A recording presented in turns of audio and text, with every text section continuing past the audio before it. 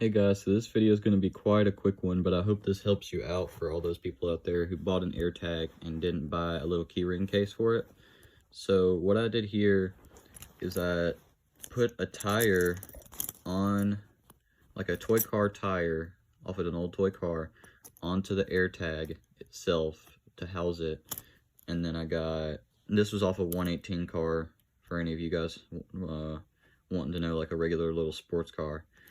And then I took this little key loop, or not even key loop, it's like a tag loop for a bag, and I put it on through the inside of the tire and on my key ring, and that's basically how I made this cool little AirTag key little ring thing with a tire. And I'm a car guy too, so this one's kind of cool for any of you car guys out there as well.